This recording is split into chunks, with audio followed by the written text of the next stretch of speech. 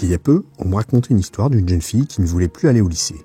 C'était l'incompréhension dans son entourage. Jusqu'ici, l'école ne lui avait jamais posé de problème. Et puis un jour, elle s'est confiée à sa mère. Elle a avoué avoir envoyé sous la pression du groupe des photos d'elle, seins nus, à un garçon. Celui-ci s'est alors empressé de les diffuser. Il semble que c'était un jeu entre eux de s'envoyer les photos des filles nues qui osaient leur envoyer des selfies.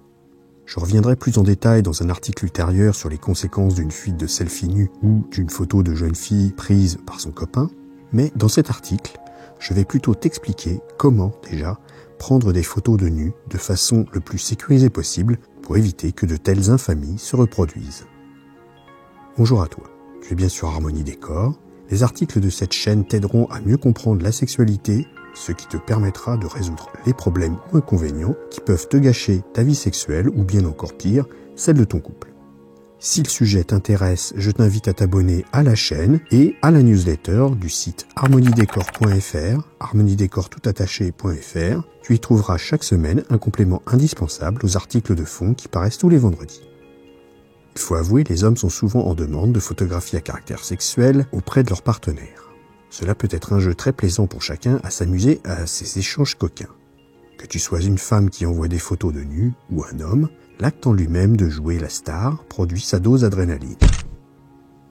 Du côté de la personne qui reçoit ses selfies de nus, cela va faire monter la tension sexuelle dans l'échange. C'est donc un plaisir partagé.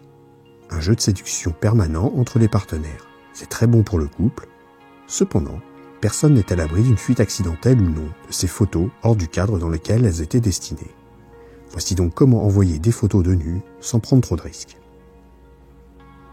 Quel appareil utiliser ? Le plus simple est d'utiliser ton smartphone si tu en possèdes un. En effet, celui-ci te permettra facilement de faire des photos et de les envoyer ensuite. Tu peux bien sûr aussi utiliser un appareil photo plus classique. Cela te permettra alors de pouvoir faire un peu de retouches sur les clichés, comme du recadrage, du passage de couleurs en noir et blanc, etc. Avec le smartphone, l'utilisation est simple. Avec l'appareil photo, il faut utiliser le retardateur et l'installer sur un support stable. Ou réaliser les photos de nus. Ce qui est génial, surtout si tu utilises ton smartphone, c'est que tu peux prendre des clichés un peu où tu le veux et où tu oses le faire. Que ce soit chez toi, dans ta voiture, au café, de façon discrète, en faisant du shopping, au boulot ou autre. C'est ton imagination et ton audace qui te limiteront. Il peut être encore plus excitant pour soi et pour le ou la destinataire de pouvoir comprendre le contexte de la prise de vue. Comment faire et que puis-je montrer ? Bien sûr, cela va dépendre de deux choses. D'une part, le lieu dans lequel tu es en train de réaliser tes petits selfies intimes, et de l'autre, les parties que tu auras envie de dévoiler à ton ou ta partenaire. Il faut garder en tête que ce que tu as envie de montrer n'est peut-être pas ce que ton ou ta partenaire a envie de voir, et inversement. Tu fais ces photographies pour l'autre et non pour toi. Bien connaître ses goûts et attentes est donc important. Ensuite, c'est à toi de fixer tes propres limites par rapport à ce que tu es susceptible de bien vouloir dévoiler. Tu n'as pas à te forcer, c'est ton corps, il t'appartient, tu en disposes, donc comme tu le souhaites. Par quel canal envoyer les clichés ? Le SMS. Si tu es sur un smartphone, tu peux envoyer tes photos par SMS. Avec le SMS coquin, tu as cet avantage que tu n'as pas à te justifier si tu n'envoies qu'un texte très court pour accompagner la photographie. En effet, tout le monde est habitué à recevoir des textes courts, voire très courts par ce canal. Email. Tu peux aussi le faire via ta messagerie. Cette fois, l'image est souvent une pièce jointe qui finalement n'est que l'annexe du texte. Si tu te sens l'âme d'un poète, alors ce média est fait pour toi. Tu peux donner libre cours à ton imagination et laisser ta verve compléter la photographie que tu vas expédier. Le but est tout de même d'accompagner ta photographie d'un joli message coquin. Les réseaux sociaux. La plupart des réseaux sociaux permettent d'envoyer des photographies via un chat privé. C'est le cas de Facebook, Instagram et Snapchat par exemple. Ils ont leurs avantages, mais aussi leurs inconvénients. Le gros avantage de Snapchat sur les autres, c'est que les photographies ne restent visibles qu'un temps très court, suivant ce que tu auras réglé. Astuce. Le mieux, pour faire monter le désir, c'est de n'envoyer qu'une photographie à la fois. Il faut ensuite faire comprendre à ton ou ta partenaire que tu pourras en avoir d'autres à venir si les premières sont appréciées à leur juste valeur, par exemple. Tout est bon pour faire monter la tension à ce moment-là. Les risques. Les risques de fuite de photographies sur Internet ne sont pas négligeables. Il peut y avoir plusieurs sources d'exposition potentielle. Du côté du récepteur, le principal risque vient de la personne à laquelle tu vas envoyer ces clichés. Elle peut faire ce qu'elle souhaite de ces photos de nus, y compris les partager avec d'autres personnes. C'est bien sûr illégal, Nous le verrons dans un prochain article. Néanmoins, le mal sera fait. C'est le risque numéro 1 en termes de probabilité. L'idéal, quand tu reçois ces photographies de nu, c'est de supprimer immédiatement le mail, le message, de vider l'archive, etc.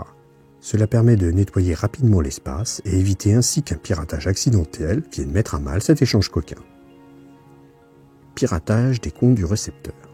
Si la personne n'utilise pas un mot de passe suffisamment compliqué, ou qu'il le diffuse par erreur ou volontairement, un tiers mal intentionné peut alors récupérer le contenu des images stockées sur le compte mal protégé et en user ensuite à sa guise. La faute du récepteur était d'être trop négligent. Piratage du prestataire de service. Il se peut aussi que ce soit la plateforme qui héberge le message ou l'application qui soit victime de pirates. Dans ce cas, ni toi ni le récepteur n'est responsable. Le pire, c'est que peut-être tu ne sauras jamais que c'est arrivé et que des photos peuvent se promener dans la nature. Vu qu'il y a quand même 7 milliards d'individus sur la planète, il y a quand même assez peu de chances que l'on puisse t'identifier dessus, à part si la photo porte ton nom. Récupération des images lors d'une réparation smartphone ou d'un ordinateur. Je l'indique car cela peut arriver plus souvent qu'on ne le croit. L'écran de ton smartphone est cassé et tu le fais réparer. Mais, durant la réparation, tu tombes sur un technicien peu scrupuleux qui visite ton téléphone pour, entre guillemets, vérifier son bon fonctionnement et en profite pour aspirer toutes les photos qui sont stockées. De la même façon, des images stockées sur un ordinateur peuvent être récupérées par les personnes chargées de sa réparation. Il faut donc toujours être vigilant et ne jamais identifier les photographies. Les règles à suivre. Il y a quelques règles simples à suivre pour pouvoir envoyer des selfies intimes sans prendre trop de risques à ton ou ta partenaire.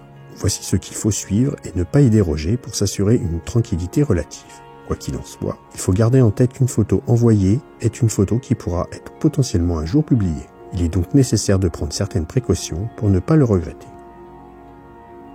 Visage et nudité sont à proscrire sur le même cliché. C'est la règle numéro 1, c'est de ne pas pouvoir être identifié sur une photo. Cela veut dire que lorsque tu fais des photos avec des parties sensibles visibles de ton anatomie, comme les seins, les fesses, le sexe, la vulve, le pénis, il ne faut pas que ton visage soit présent dans le cadre. Ainsi, si tu souhaites avoir ton visage, ne montre rien ou bien laisse simplement deviner. C'est de toute façon toujours très attirant d'entourer d'un halo de mystère et ne fait que renforcer la curiosité. Si tu décides de montrer tes parties intimes, cadre suffisamment serré pour que ton visage n'entre pas dans la photographie. Pense à varier les angles de prise de vue. Suggéré est souvent encore plus attirant qu'une vue directe. Tu peux aussi te servir d'un foulard, une capuche ou tout autre accessoire pour masquer ton visage et ta chevelure pour des photos en plan plus large. Attention aux signes distinctifs. Tu dois aussi prendre garde à d'autres détails qui pourraient t'identifier. Des bijoux, un collier, une bague, des bracelets par exemple. Sur les mains, les bagues vont presque à coup sûr t'identifier. C'est assez rare, vu la multiplicité des bijoux, d'en trouver deux semblables dans un cercle de connaissances. Les montres peuvent aussi casser ton anonymat, tout comme les piercings. Ceux-ci, surtout s'ils sont visibles dans la vie de tous les jours, sont encore plus flagrants. Pour finir, il y a les tatouages et les taches visibles sur la peau. Ce sont deux types de marques qui vont t'identifier à coup sûr s'ils peuvent être visibles quand tu es en civil. Attention au lieu. Pour terminer sur les attentions à porter pour rester le plus anonyme possible, cas de fuite, c'est le lieu. En effet, si tu es chez toi, il y a de grands risques à ce que tu aies déjà réalisé des photographies avec ton visage dans des conditions similaires. Un rapprochement permettra alors de faire facilement le lien. En synthèse, il n'est pas interdit de faire des photos de nu. Au contraire, ça peut même être très agréable pour le couple. Cependant, il y a quelques règles à respecter pour éviter d'être embêté. D'abord, ne jamais nommer les photographies avec son propre nom ou son prénom. Ensuite, éviter de mettre son visage ou des parties reconnaissables de son corps sur les photos avec des parties intimes comme les seins, les fesses, le sexe, etc. Et puis au pire, vu que tu ne seras pas identifié sur une photo, même s'il y a une fuite, ce ne sera qu'une paire de fesses ou une paire de seins qui sera dans la nature. Dis-moi dans les commentaires si tu as déjà eu toi aussi des problèmes de fuite sur des photos coquines que tu aurais envoyées.